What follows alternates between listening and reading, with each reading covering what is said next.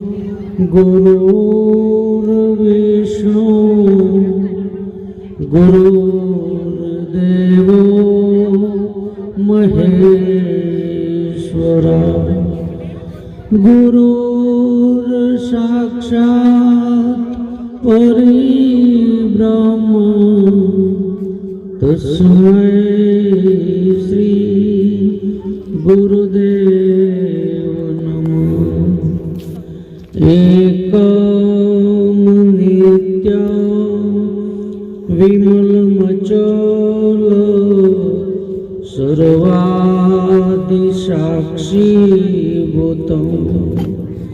भावार्थितं त्रिगुणरहितं सद्गुरु तं नमामि। बोलो सद्गुरु देव की जय, सनातन धर्म की जय। पधारेला सर्वे हरि गुरु संत की भजन करावा एना कुटुंब परिवार वारंदावीर महाराज की जय। આજના આ મંગલ પ્રસંગે બાલવાણા ગામની આ તીર્થભૂમિ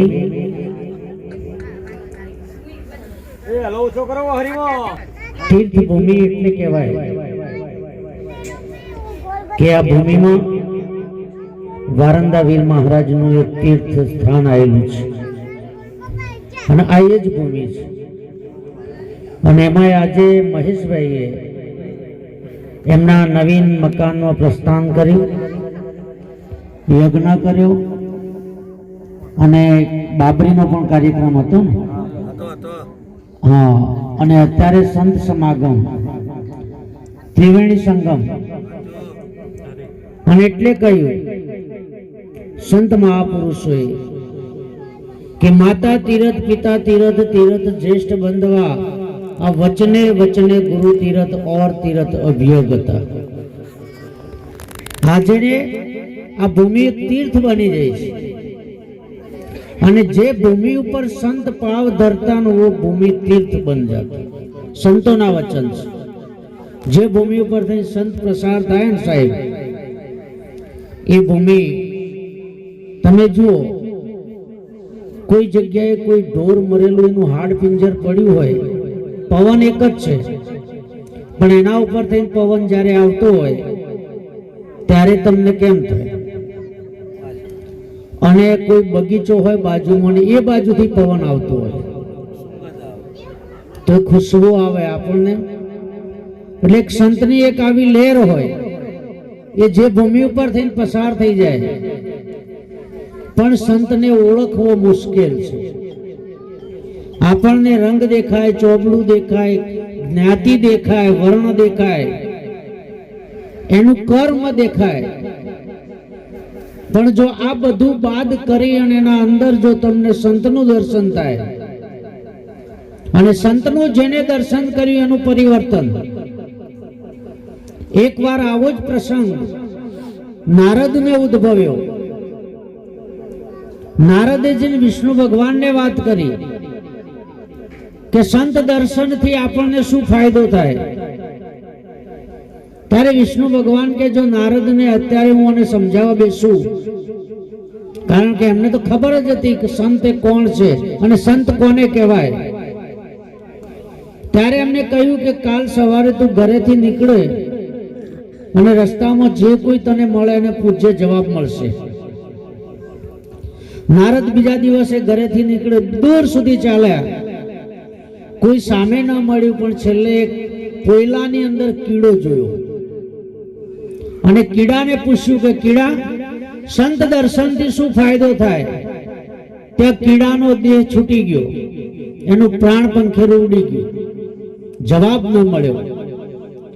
નારદ પાછો પરમાત્મા જોડે જઈને ફરી વાત કરે છે કે પરમાત્મા જવાબ ના મળ્યો, ઉલટું આ તો મરણને શરણ થયું।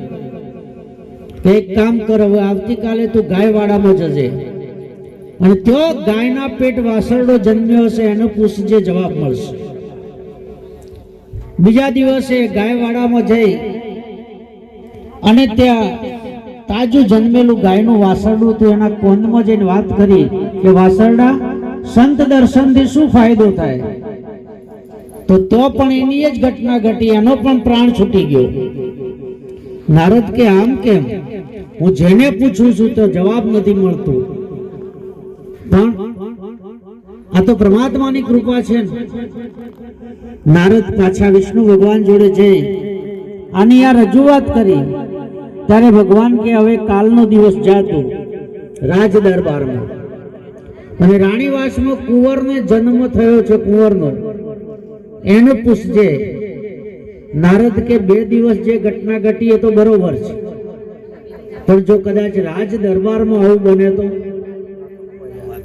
મોઘું પડી જાય ને. છતાં તો જેના વચન ઉપર જેને વિશ્વાસ કર્યો છે અને વચનને જે વર્યો ને એ જ વિશ્વમાં ન્યારો છે. બીજા દિવસે રાજ દરબારમાં ગયા, ત્યાં પુત્રનો જન્મ હોવાથી ખુશાલી હતી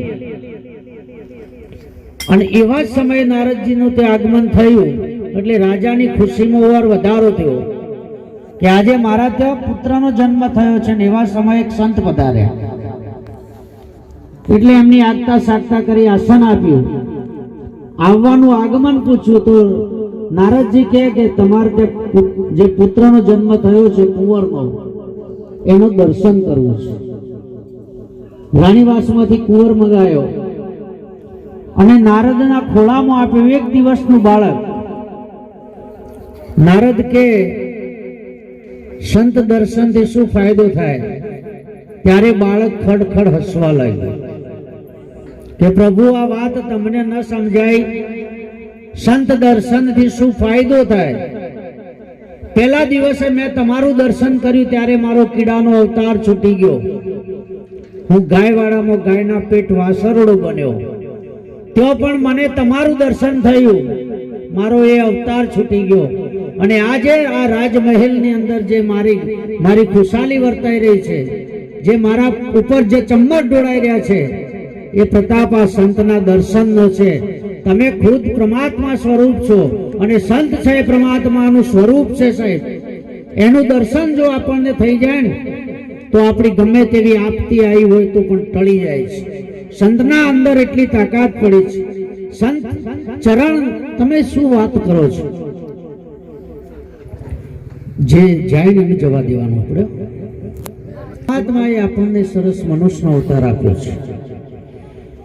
આપણે ભક્તિ કરવાની છે, પરમાત્માની પ્રાપ્તિ કરવાની છે, પણ આ બધું કરતા કરતા કરવાની છે.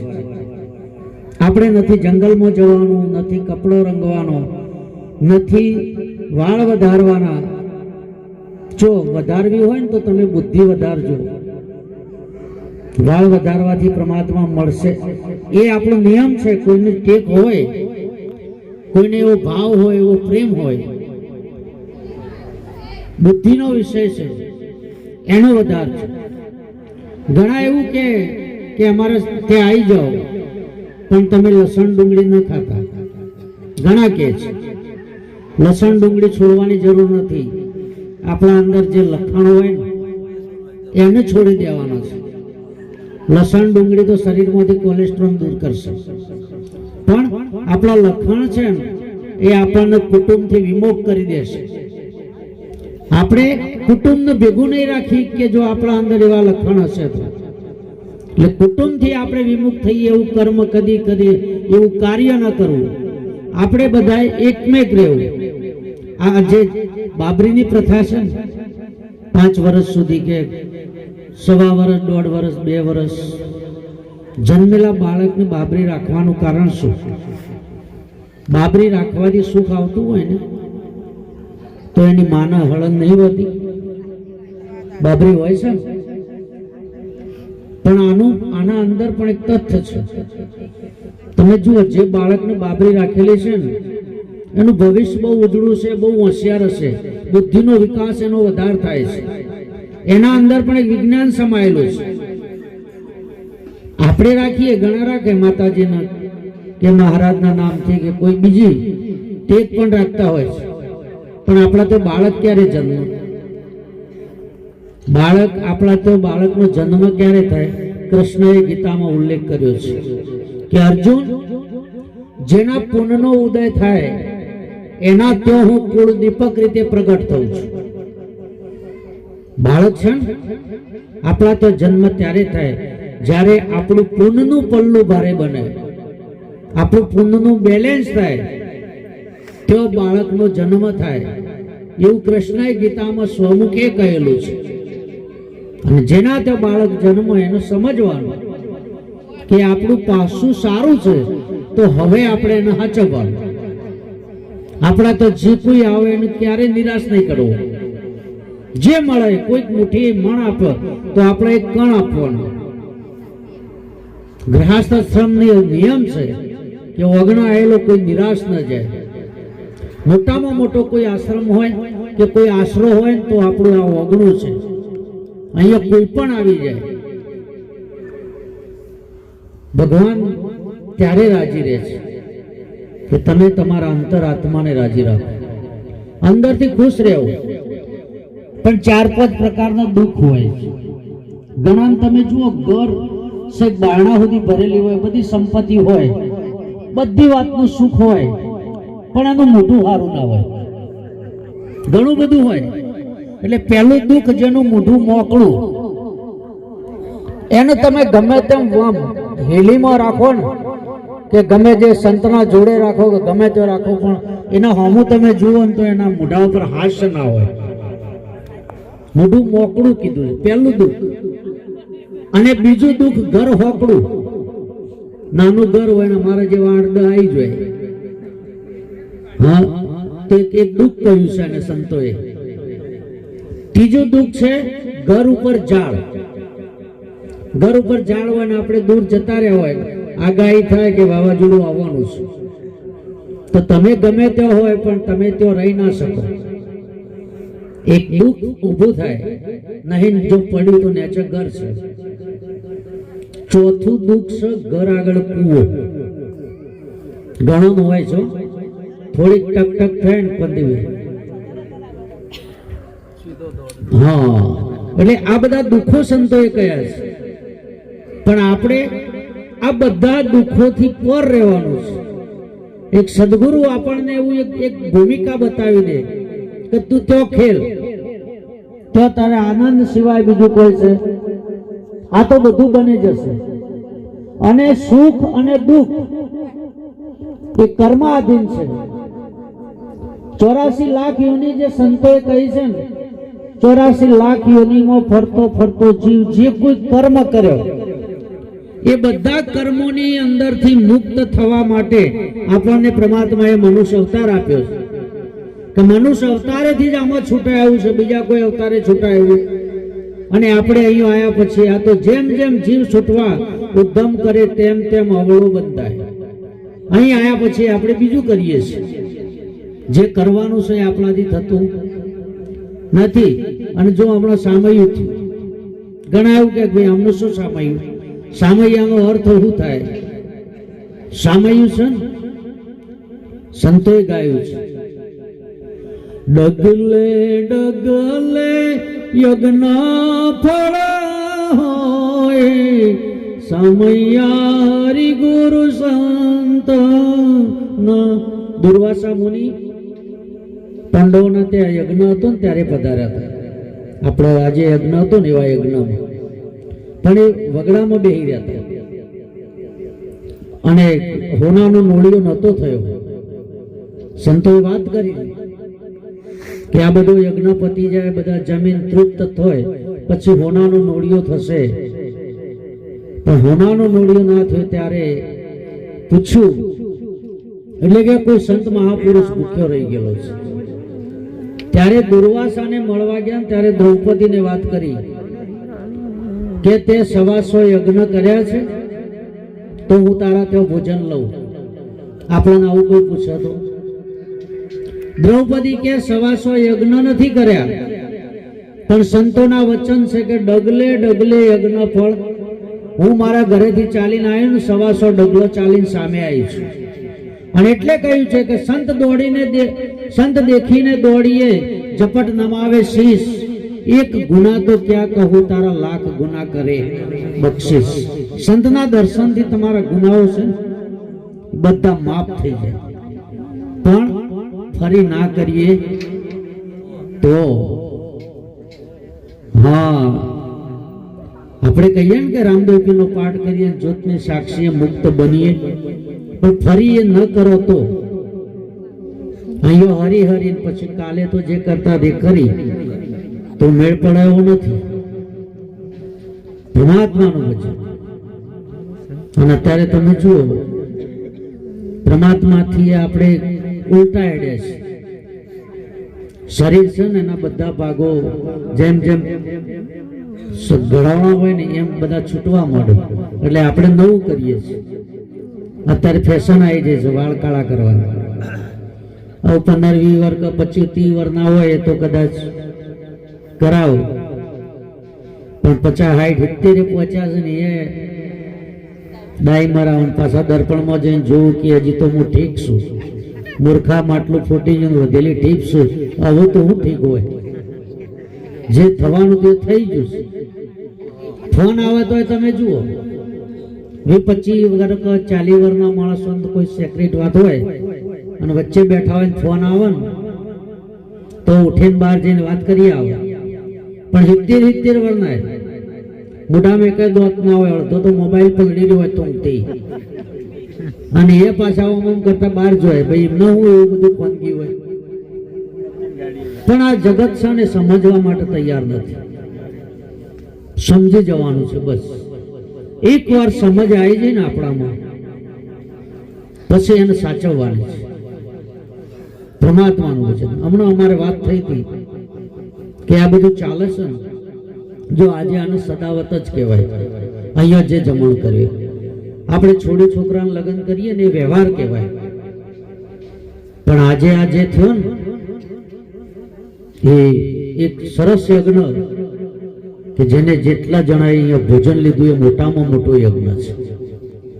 એવો જ તમે જુઓ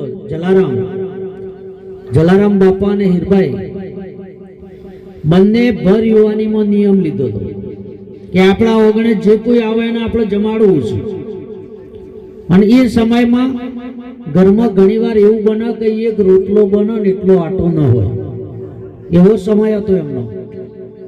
છતાં એમને નિયમ લીધો કે એક રોટલો બને તો અડધો બેને ખાવો, અડધો બીજાને ખવડાવી દેવો, અને 2 રોટલા બને તો એક આપણે બેને ખાવાનો ને એક બીજાને ખવડાવી દેવાનો. આ એક ટુકડાનો નિયમ તમે જુઓ. સમય જતો પરમાત્માએ એની નોંધ લીધી અને પરમાત્માએ વિચાર્યું કે આને સેવા તો આદરી છે, પણ હવે બંનેનું મતું તો જોવું પડશે ને. પરમાત્મા પરીક્ષા લેવા આવે. સ્વયં કૃષ્ણ તો ઋષિના અવતારમાં વેશમાં તો જ્યાં અને સેવા માંગી તો જલારામ બાપાએ કહ્યું એ સેવા કરવા માટે હું તૈયાર છું, પણ તમે મારા આગળ રજૂઆત કરો. ત્યારે એમને કહ્યું કે મારે બહાર યાત્રા કરવા જવું છે 400 મહિના, મારું શરીર કામ નથી આપતું, શરીર થાકી ગયું છે, મારી જોડે સેવા કરવા વાળું કોઈ નહીં, તારા ભંડારીને મોકલીશ. અમારા હમણાં વાત થઈ હતી કે આપણા ગુરુજી આવે 10,000 માગે તો આગા પાછા થઈ જાય. અમને ઘરના માણસને આપ્યું, પણ કે ના જઈને પૂછ્યા તું કી છે કે હું મોકલીશ, પણ એ આવવા માટે તૈયાર છે. હીરબાઈને જઈને પૂછ્યું કે મહારાજ સેવામાં તમને માગે છે, અંગાથી જશો? કે તમે કહેશો તો હું જવામાં કોઈ વાંધો નથી. પરમાત્મા લઈને નીકળ્યો, હજી તો નેવામાં ઉતરે છે બહાર, અને કે આ તો મારો આનો જવાબ જગતને કેવી રીતે આપવો પડશે. અને ત્યાં એના હાથમાં જે જેડો હતો અને જોડી હતી ત્યાં મૂકીને અદ્રશ્ય થયા. અને આકાશવાણી થઈ કે જલા, જ્યાં સુધી ચંદ્ર ને સૂર્ય રહેશે ત્યાં સુધી તારી આ જે રોટલો છે ને અમર રહેશે. આજે તમે જુઓ ત્યાં બોર્ડ લાગ્યું છે કે કોઈનું પણ દાન સ્વીકારવામાં નહીં આવતું. કેટલી જગ્યાએ જલારામની કેટલી જગ્યાએ સદાવ્રત ચાલે છે, પણ તમે જુઓ એમને એક ટુકડામાંથી ચાલુ કરેલું. આપણે એટલું મોટું નથી કરવું, પણ આપણા વગ્ન જે કોઈ આવે એને તો કાગ કે છે ને, હજી તારા ગણિયા એ પૂછીને જે કોઈ આવે રે, આવકારો મીઠો આપજે રે. એ જી તાર કાને રે સંકટ સંભળાવે રે, બને તો થોડું કાપજે રે. પણ આપણે તો નક્કી કઈ ના આવ્યા હોય કે ભાઈ આઈ લઈ જજે, હું તને મદદ કરીશ, અને ઘેર આવો ને લેવા ત્યારે તરત પાછું બીજું બોલીએ, થોડોક લેટ પડ્યો નહીતર મારે તને જ આપવાના હતા પણ ફલાણો આઈ લઈ ગયો. વાસ્તવમાં આવું કોઈ હોય તરત આપણે જુદું બોલીએ છીએ, અને આપણું બોલેલું જ્યારે આપણે ખોટા પડીએ ને, એક તમે જુઓ, ધર્મરાજા ખાલી નરોવા કુંજરવા હાથી મર્યો કે અશ્વસ્થામા નામનો પુરુષ મળ્યો, હાથી મર્યો કે માણસ મર્યો ખબર હતી, છતાં નરોવા કુંજરવા બોલ્યા હતા. એમાં એવું કહેવાય છે એમનો આકાશમાં જે ચાલતો હતો ને રથ, એક ગજ નેચો ઉતરી ગયો હતો. હવે આપણે હવારથી હવા સુધી કેટલું સાચું બોલીએ છીએ, અહીંયા હાથ મૂકીને વિચારીએ તો ખબર પડે તો આપણી શું દશા થશે. માટે આપણે પ્રયત્ન કરીએ. અને સંતો છે ને એ તો એમની વાત થાય એવી નથી, કારણ કે એને પરોપકારી કીધો છે.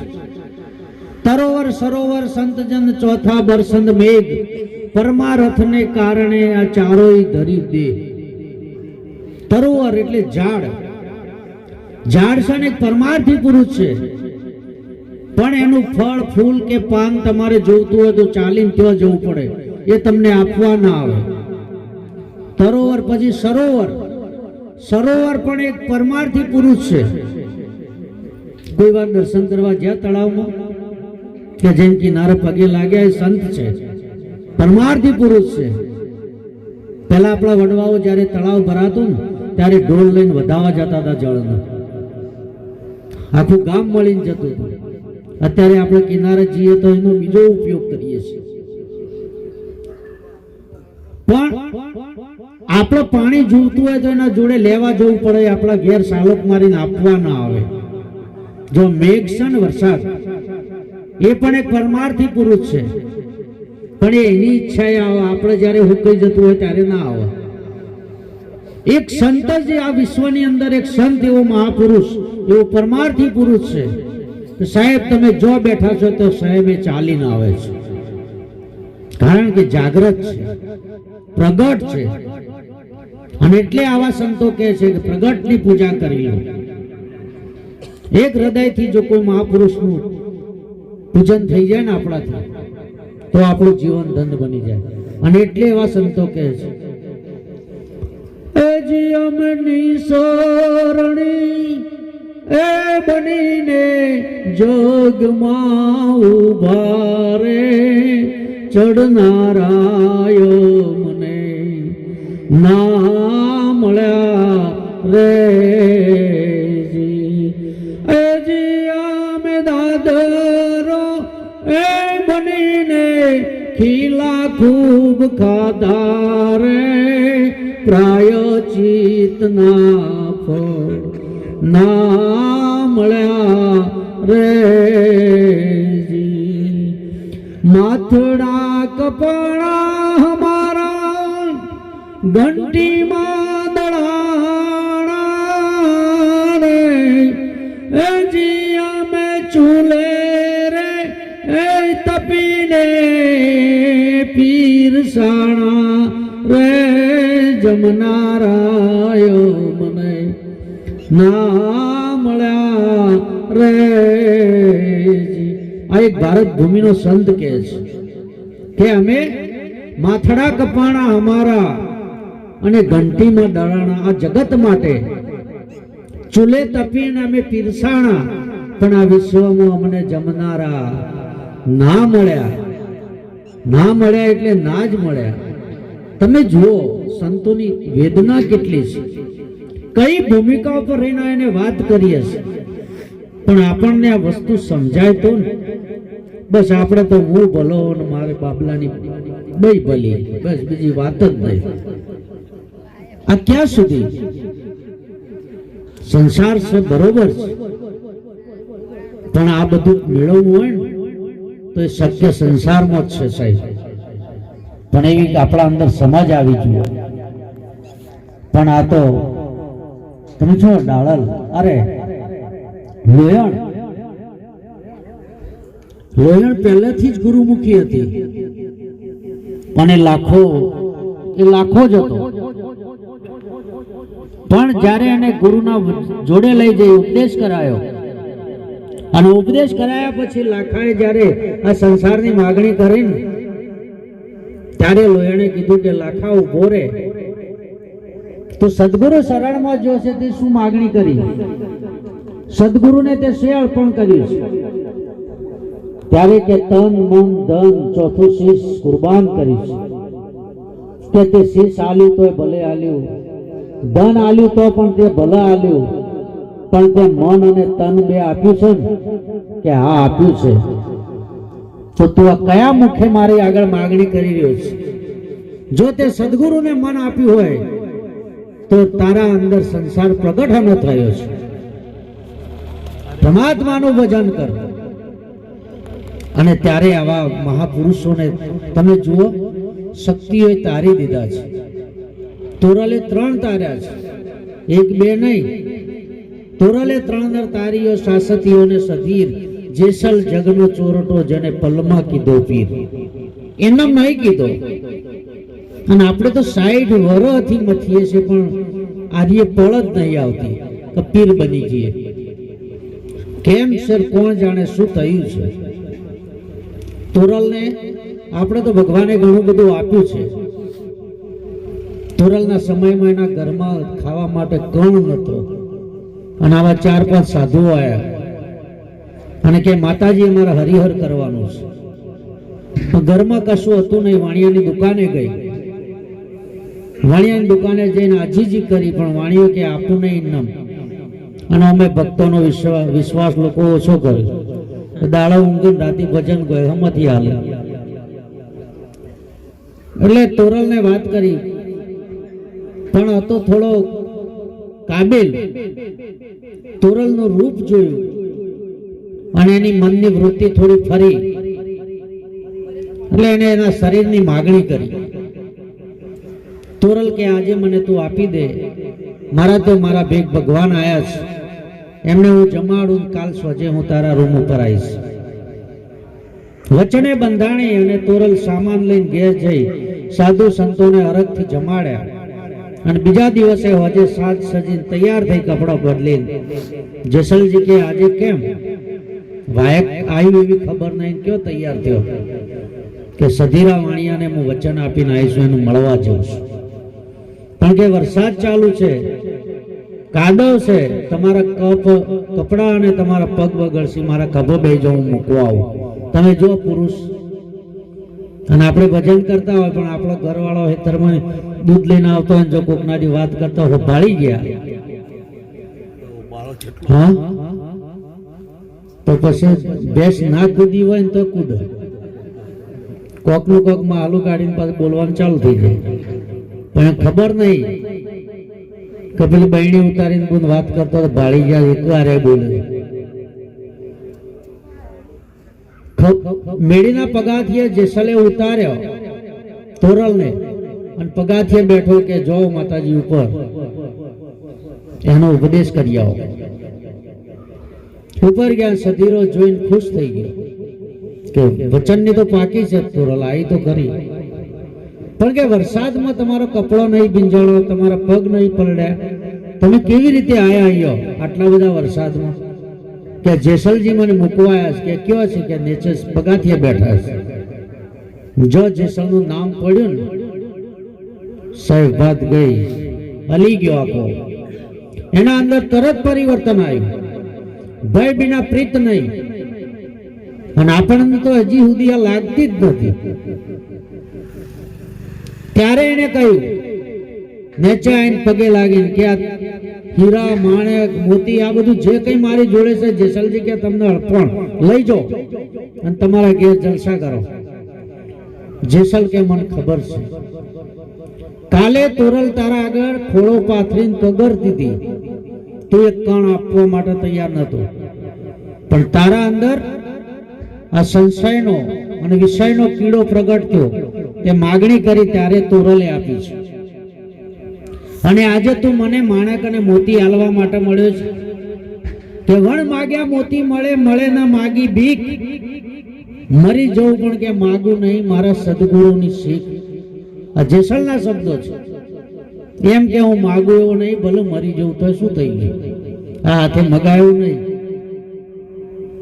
અને અત્યારે સંતો કહે અમને પોહાતું નહીં, આટલામાં તો અમને ન પોહાય.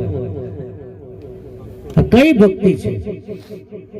સંત સાને સહેનશાહ છે સાહેબ. અને સંત આપણને જ્યારે મળે ને, સદગુરુ આપણને મળે ત્યારે આપણને પણ સહેનશાહ બનાવી દે, ભિખારી પણ મટાવી દે. રાજાની નોકરી કરતા હોય ને લોટ લેવા બીજા ઉસીનું જવું પડે તો એવી નોકરી ના કરાય.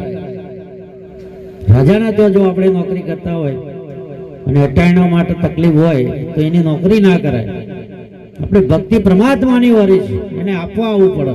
અને એટલે કહ્યું છે, હરિને ભજતો હજુરે કોઈની લાજ, જતો નવ જાણી રે, જેની સુરતા સાંભળિયાની સાથ વદે વેદ વાણી રે.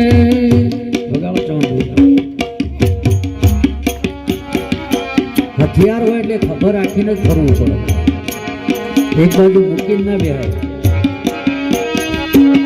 ભોજમાં જવાય ને, ભોજમાં પછી હથિયાર એક બાજુ મૂકીને રાખી દો ના મારે નથી કરવી દે, તૈયાર રહેવું પડે.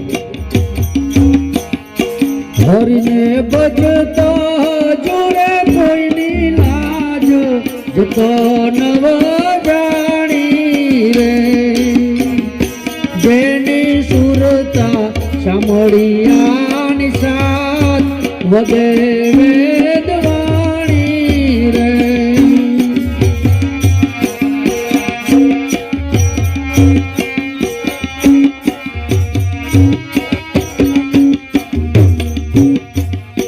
વાલે ઉગારો પ્રહલાદ હરણાકંસ માર્યો રે, વિભીષણને આપ્યું રાજ રાવણ સંહાર્યો રે.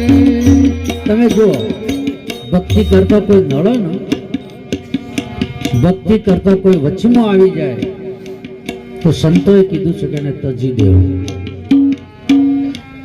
હરજી ભાટીને પરમાત્મા ખુદ રામદેવ પીરે સમજાયો કે તું લગ્ન કરી દે.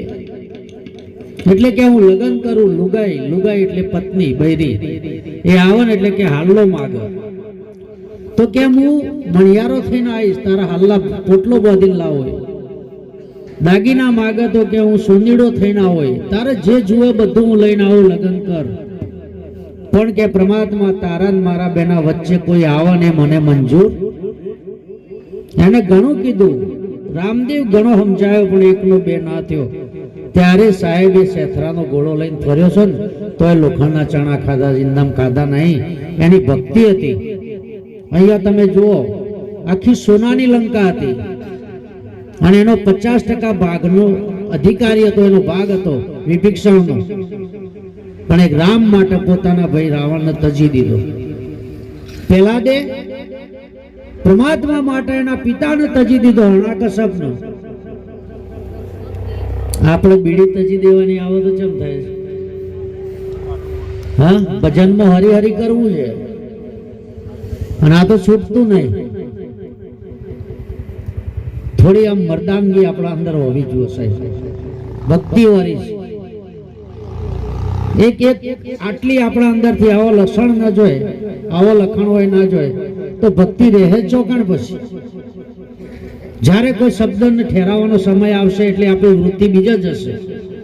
અને એટલે સભા ભગતે કીધું કે કોઈ સુરતાને સમેટે, આપણી સુરતાઓ તો બીડીઓ મને ત્રણ ફરજ ચોય મેળાવો, કોઈ સુરતાને સમેટે એના ઘટમાં સાહેબ બેટા બીજા બેઠો નહીં. હમણાં બોલ્યા ને વાણી કે નહીં રે મંદિર કે મસ્જિદમાં, છેલ્લે કબીર સાહેબે ચો બતાવ્યો, આપ અંતરમાં, આના અંદર ખોજી લ્યો પરમાત્મા ક્યાં બિરાજો છે. કોઈ સુરતાને સમેટે એના ઘટમાં સાહેબ બેઠે, બહાર વાસના બહુ ફેલાવે જાય બદ્રીના બેટે. આ જો ખોયું છે તો ખોળતો નહીં ને ખોળે છે શેઠે શેઠે. આદમ તો અંતરમાં વસે ને ભજન કરો તો ભજન વિના મેળ પડે એવો પરમાત્મા તમારી સન્મુખ બિરાજેલો છે. પણ એવા કોઈ સમર્થ પુરુષના શરણમાં જતા રહો, તમને પરમાત્માની ઓળખાણ કરાવી દેશે પરમાત્મા કયો છે. અને હરદમ પરમાત્માનું દર્શન થશે. હરદમ હરદમ હરિ સમરલે જન્મ મરણ મટી જાવે. હા હરદમ હરદમ. સંત મહાપુરુષે કેવી વાત કરી છે. આ આયા છે જન્મ મરણ મટાડવા માટે, આ મટી જાય.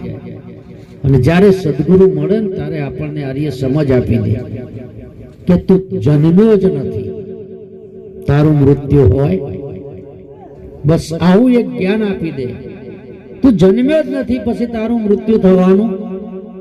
તો આપણે એમ થાય ફલાણા ભાઈ મરી ગયા, કોણ મરી જાય છે? કૃષ્ણએ ગીતામાં વાત કરી છે કે અર્જુન હું અનંત અવિચળ અવિનાશી છું, મારો કદી નાશ થતો. અને આપણે ભક્તિ કોના માટે કરીએ છીએ?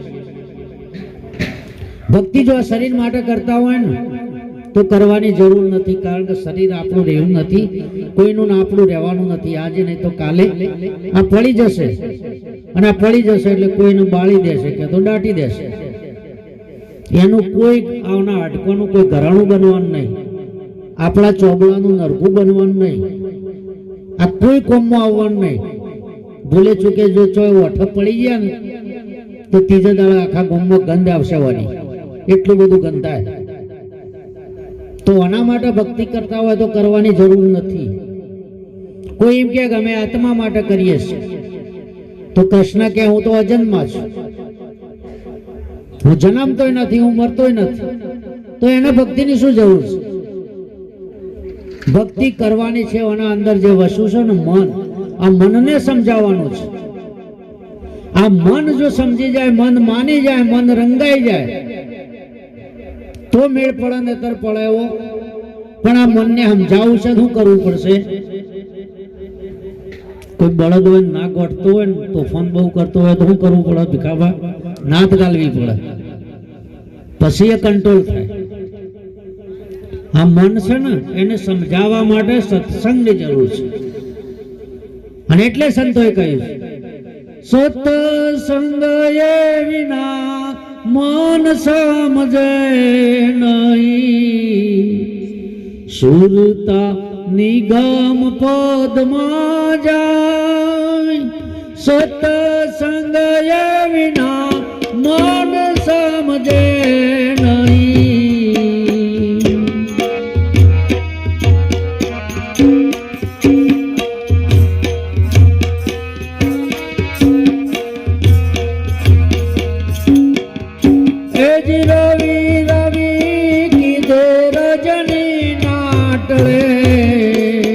ઉગ્યા વિના અંધારા નહીં જાય. રવિ રે ઉગ્યો દુર્ગમ જ્ઞાનનો, તેથી અજવાળ હોય. સત્સંગ એ વિના મન સુધરે નહીં.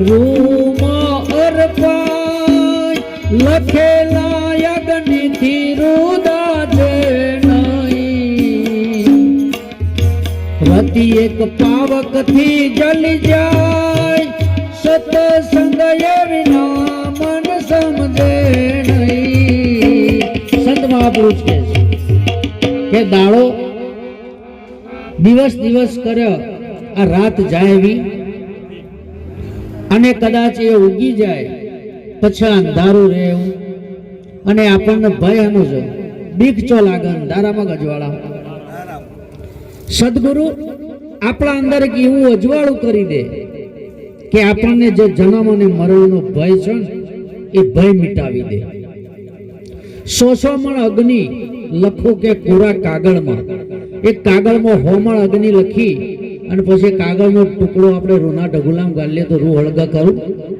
100 મણ અગ્નિ લખ્યો છે નહીં મેળ પડ્યો લખેલા અગ્નિથી કે રૂ દાજે નહીં ભોજન નામે કે ભૂખ મિટે નહીં રસોડામાં ભોજન તૈયાર કર્યું હોય ને પછી અહીંયા ભોજન અને એનું બધું વર્ણન કરીએ આ આઈટમ બનાવી છે ફલાણું બનાવ્યું પણ થાળીમાં પીરસાય નહીં જમીએ ના ત્યાં સુધી ભૂખ જાય એવી બસ સદગુરુના શરણમાં જઈ અને જે આ ભવની ભૂખ લાગેલી છે એ ભૂખ મિટાઈ દેવાની છે તૃપ્ત થવાનું છે અને જો તૃપ્ત થશો ને તમે પછી તમે નિચાન દેજો આનંદ તેવા સિવાય આનંદ આ ઉપાધિ જાય એવી નહીં તો એવા કોઈક સમૃદ્ધ મહાપુરુષના શરણમાં જઈ આ જ્ઞાન પ્રાપ્ત કરી અને આનંદ કરી લેજો આ અવસર જે આવ્યો છે એ એળે ન જાય આ વારંવાર મનુષ્ય અવતાર આપણને મળવાનો નથી આ મળ્યો છે તને મળ્યો મનુષ્ય અવતાર માંડ કરીને તેથી વજા નહીં ભગવાન હેત ધરીને અંતે ખાશો જમનો માર પેટ ભરીને માટે તો રામ નામ સંભાળ રામનું નામ લઈ અને આપણે આનંદ કરીશું આટલું કહી અહીં મારી વાણીને વિરામ બોલો સદગુરુ દેવ કી જય ભજન કરાય કુટુંબ પરિવારનો જય એકવાર મહેશભાઈ તાળીથી વધાવો કારણ કે એમના અંદર આ ઉમળકો ના હોત તો આપણે બધા ભેળા મળવાના એમનો ભાવ હતો કારણ કે પૈસો તો દુનિયામાં ઘણો બધો છે લોકો જોડે પૈસાવાળા ઘણા છે પણ પૈસાવાળા આવું કરી શકતા કોના માટે દિલ જોઈએ અને એ દિલ બધા જોડે હતું કોક પુરુષના ભાગ્યમાં એના પૂર્વજોમાં એમના આગળ વડીલોમાં કોઈના અંદરથી બક્ષિસ થયેલું હોય તો પ્રગટ થાય અને આ વસ્તુ આપણે પ્રાપ્ત કરી શકીએ છીએ બોલો સદગુરુ ભગવાન કી જય